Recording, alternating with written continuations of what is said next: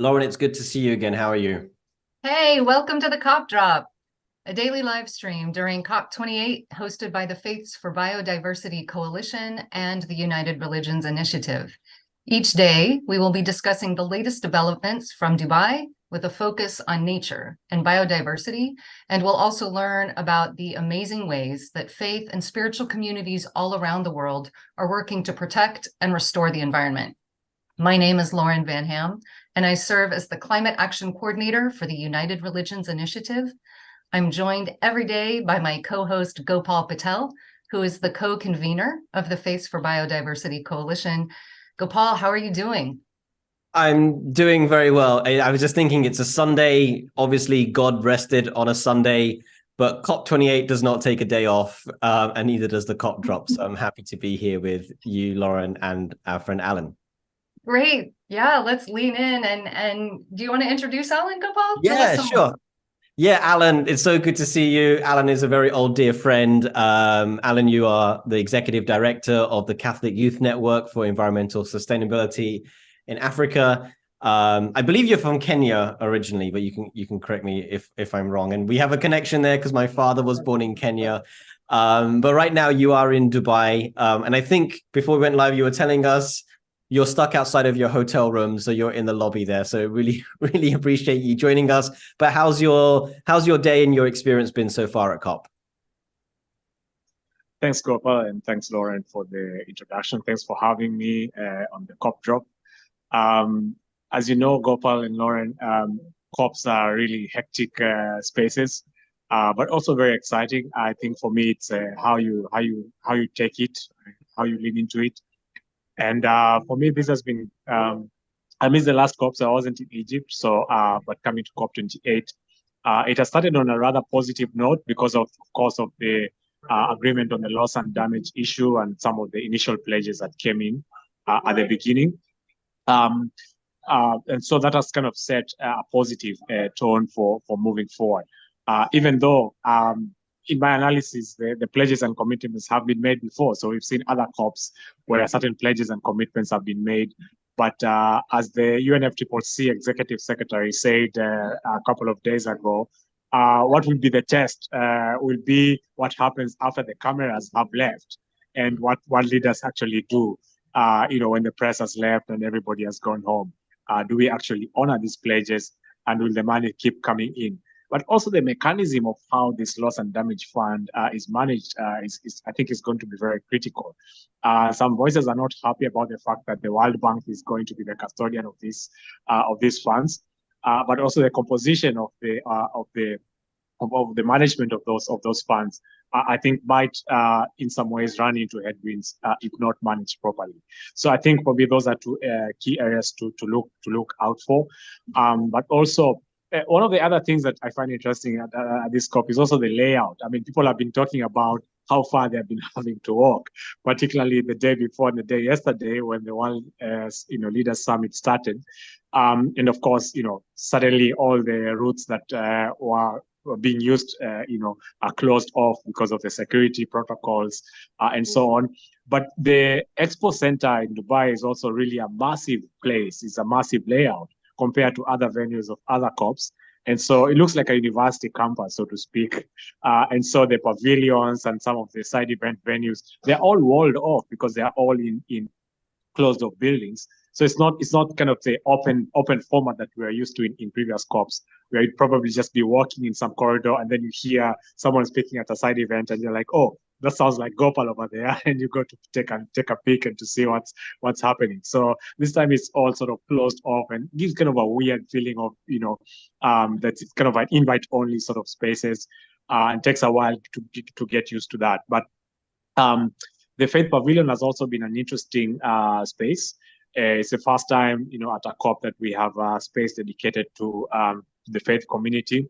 But it's not just for the faith community. I mean, I've seen people who are not associated with faith communities at this COP also drop by, either speakers or as participants, just to come and have a see, and listen and make contact with people from the faith space. So that's also interesting because it's also a point of reference. So kind of if you get lost about where you're going, you kind of have the faith pavilion as kind of your pin as a starting point to get to where you need to go to, but also just a space for hanging out, for making connections, having conversations with people of different faiths, and getting a perspective of what's happening at this COP. Yeah, no, thanks for that overview. And I've heard of someone else messaged me, so it took them an hour and a half to find the room the other day, and you'll be definitely getting your 10,000 steps in every day, so you don't need to worry about that. But you mentioned the Faith Pavilion, and that is something we've been highlighting every day on these COP drop live streams. And we understand that Pope Francis was due to open the Faith Pavilion today.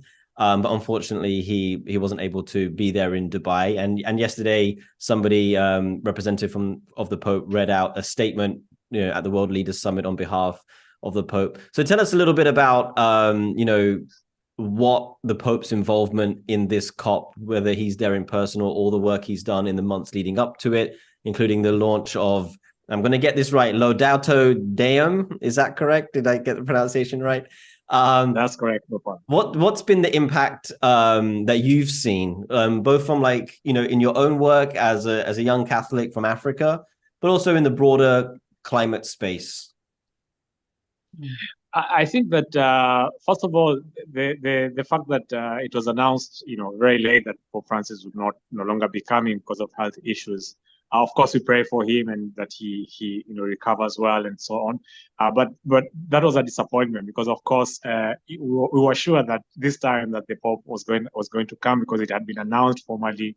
A program had been put out. In previous COPs, we always had some rumors, but then those rumors never came to fruition. So having on one hand the official announcement and then very late on, the news that because of health reasons is not becoming, kind of was a dip in terms of the motivation, particularly with some of the Catholic groups that we've been meeting with. But that's also the flip side, kind of a call to those of us who are here. Okay, so what does this mean for us who are on the ground? What do we do to keep the message moving, particularly the message of Laudate Deum, which for Francis, is very hard-hitting message, calling world leaders to say, look, we are running out of time and we need to be acting now out of urgency. We need to be moving quicker. The issue of phasing out fossil fuels, but also, the issue of just transition, focusing on the communities, on the most vulnerable. For me, that is usually one of the strongest calls of Pope Francis, that even as we have these discussions, here at the COP, but also in other international places, let us always remember and have, at the top of our minds as a priority, communities that are most impacted by the climate crisis. Just today, I've seen videos and photos from the northern part of Tanzania, in Manyara region, where mudslides have devastated communities over there. And East Africa is now facing this El Nino phenomenon, which is an extreme weather event, a lot of flooding also in parts of Kenya. So I think if world leaders paid attention to that message, listen to both the cry of the earth and the cry of the poor, that while you're sitting across the table from a fellow negotiator, if you're remembering those communities that are facing sea level rise, that are losing their homes, that are losing their livelihoods, losing their culture as a result of the climate crisis, you are more likely to be moved and to be motivated to come up with an agreement that is ambitious, but that is also, urgent towards addressing the issues that we are facing. And so, for me, Pope Francis has exhibited, tremendous leadership. I think even the fact that he's not here in person, his message will continue to reverberate across the corridors here at the COP, but also in other places, long into the future. And my hope is that, particularly when he speaks about the future generations, but also the young people. So he speaks about listening to the cry of the earth, the cry of the poor, but also the current and future generations. And I think the connection of all these three facets is really, really key towards ensuring that we call out the people who hold the power, but also that we, the people, who hold the power, who donate this power to our leaders, are also to keep them accountable so that they do not misuse this power, but that they can come and account to us and say, this is what we've been able to achieve, and that those achievements are things that are ambitious and can help us to reverse the impacts that we are seeing. Alan, one of the themes that I'm hearing in what you're sharing is how important the accountability is at this high level. And I also suspect that you are very aware of actions that people are taking, whether or not the high level decision makers are making a decision. So there are just transition examples around the world because people are moved to do right. And I'm wondering, at CYNESA, do you have a story of something that has gone well in the name of biodiversity or just transition? Yes. So in a couple of years ago, in fact, it was just towards the end of the period of the pandemic, and we did an educational program where we conducted workshops in Kenya in 5 different Catholic dioceses around Kenya. We reached close to 700 young people in all these dioceses in person, but those who took part virtually and those who followed us through our social media channels were close to 3,000, and we were making the connection between biodiversity and the Pope's letter Laudato Si on Care for Our Common Home. And this was also around the time of the negotiations for the global biodiversity framework. And so we're linking these 3 things. I'm actually very interested in the synergy between the so-called the 3 Rio conventions, the Convention on Climate, Convention on Biodiversity, and Convention on the Certification, because I think they are all interrelated. And if you look at what's happening in terms of the climate crisis, but also people's livelihoods, but also caring for nature and all the species, beautiful species that we have across the world. One action for protecting one, cares for another. And for us, it was about how do we educate young people so that they understand that it's not about choosing one or the other, that we should not be looking at these things in silos, which is also a problem at the international level in terms of the multilateral environment agreements and how they're structured, how the negotiations are structured, and how they run. But if the people themselves, the communities themselves, young people get to understand what it is that world leaders do when they go to these policy-making sessions, what are the gaps, and what can we contribute, that no voice is too small, no contribution, no idea is too small or is not worthy for these high-level meetings. It's just that the language is different in these international spaces. Then they begin to want to participate. They begin to want to engage with policymakers at various levels and various places. So that experience of going to 5 different dioceses in Kenya, interacting with young people, listening to their own personal stories about how they relate with their forests, with their rivers, with the different species of wildlife, but also of other species that they interact with on a day-to-day basis, was something very interesting that inspired us to continue the work of forming and helping young people to engage at various levels in terms of policy, but also in terms of grassroots action. That's great. Yeah. Yeah, Alan, you do such amazing work. It's like every time I meet you and your team, I'm just overwhelmed with just your leadership and just excellent work you're doing in Kenya and all over Africa as well. And I'm very sorry I'm not there in person to hang out with you, because it's always a joy to spend time with you and your team. Sure. But we don't want to keep you too much longer, and I hope someone's there to let you back into your hotel room. But as we wrap up, what message do you have for other young Catholics all over the world who are following COP, who've maybe taken a new interest because of Pope Francis's interventions? What message do you have for those young Catholics all over the world? For me, it would be 2 things. Number one, get a copy of Laudato Si and Laudato Deum if you haven't. You can also find it online. Read it, but more importantly, live it.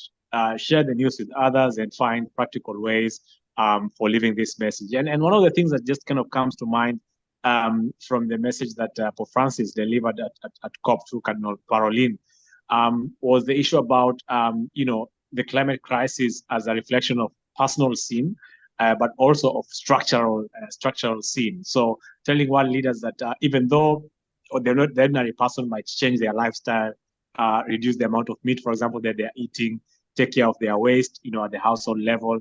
If something does not happen at the structural level, at the global level, regional level, national level, to support those individual actions, then we're still going to be in trouble. So these individual actions must go hand in hand, must be supported by the decisions that guys make here at the COP.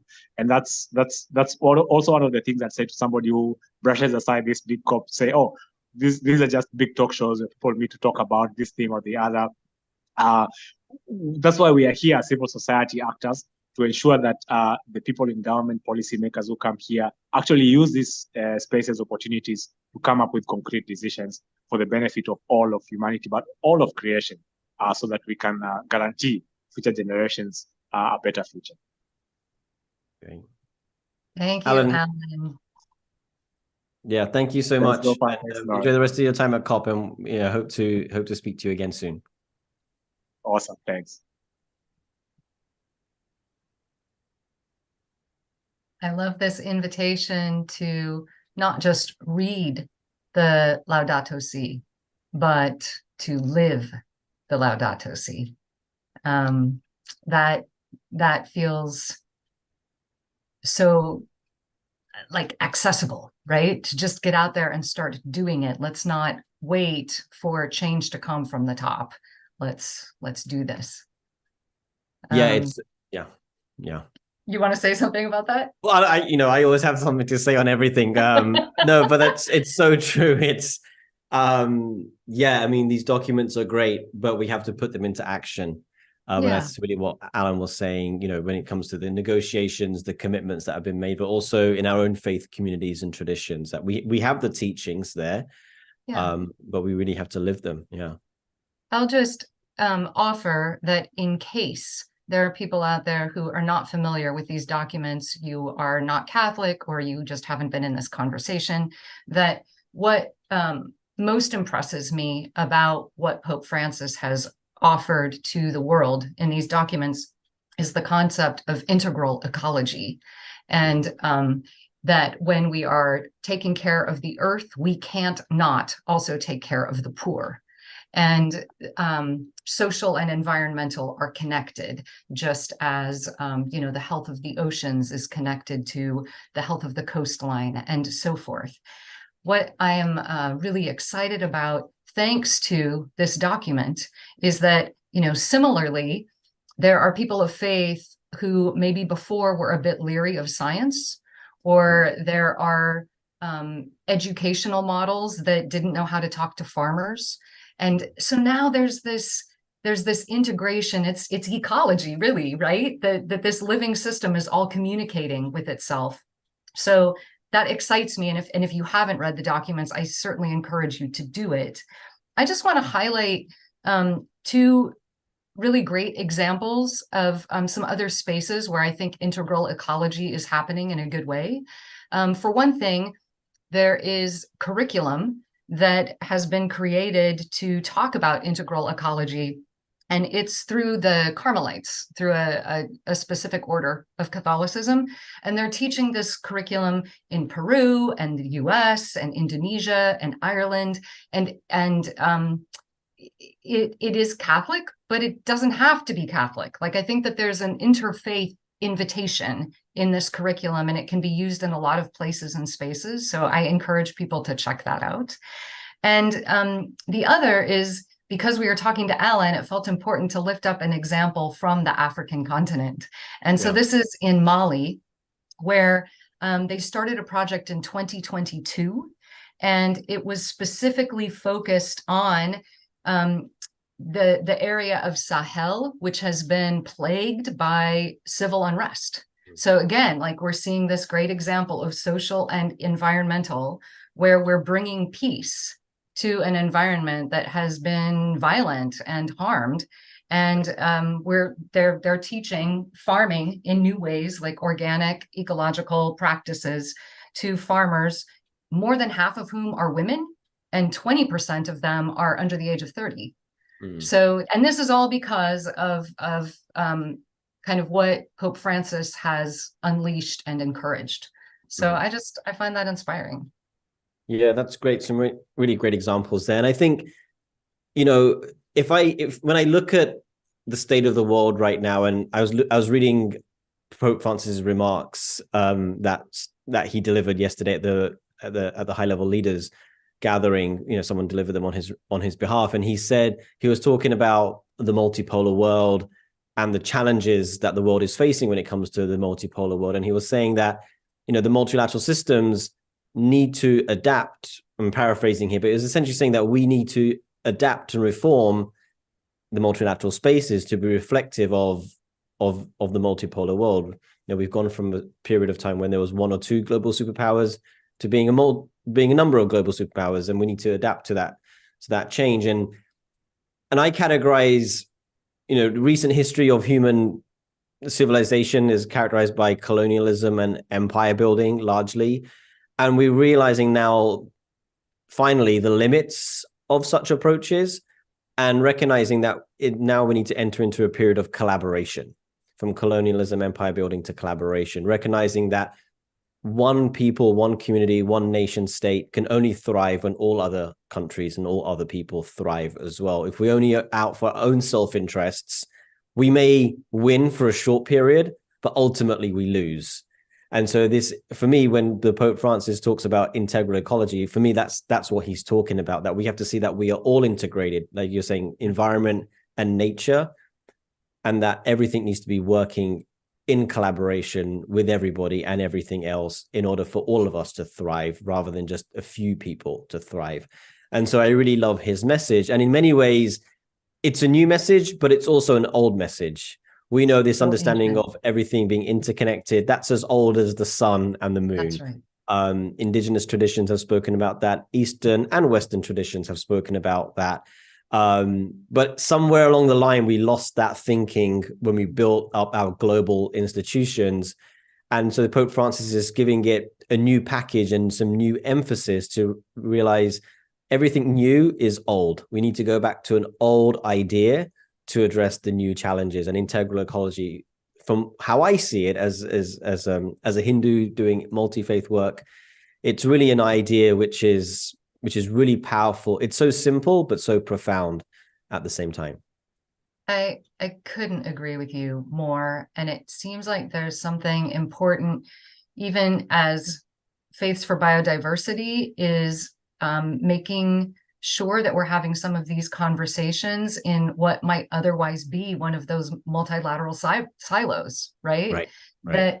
That by continuing to say, yes, faiths should be in this conversation. Yes, we need to make sure that nature is part of a climate conversation and so forth. That just feels like it has been a surprisingly heavy lift in the past, and we are here now. And it's really good that we're finding some ways to all talk and see how interconnected this truly is. Yeah, and that's something that we spoke about with Dan yesterday, about modeling best practice and good behavior. And Alan brought it up again today with the 3 Rio conventions of desertification, biodiversity, and climate, that we need to find ways to bring these conversations together. And again, in many ways, we as faith communities have the tools or the models to have done that in the past. And so how do we bring that to this moment is so important. Well, I think we are good for time today. It's been a great conversation. As we said, Pope Francis was due to be at COP28 this year, and he was due to open the Faith Pavilion today, but unfortunately, because of his ill health, he wasn't able to. But his intervention has been really, I remember in 2015 with Laudato Si just how seismic that was and the impact, and we see it again now with his intervention, that whether he's there physically or not, he is there. And that's actually what he said in his remarks yesterday, that I'm with you or that I'm not with you. And his remarks are available, right, Gopal? People can go and check them out. So yes, please just Google Pope Francis COP28 address, and you can read his remarks from yesterday. Very, very powerful words. So great to be with you all for one more day of COP Drop, and looking forward to 24 hours from now. Yes, thank you so much, Lauren. Thank you, everyone, for watching. We'll be with you again tomorrow at 11 a.m. Eastern for the next COP Drop. Take care.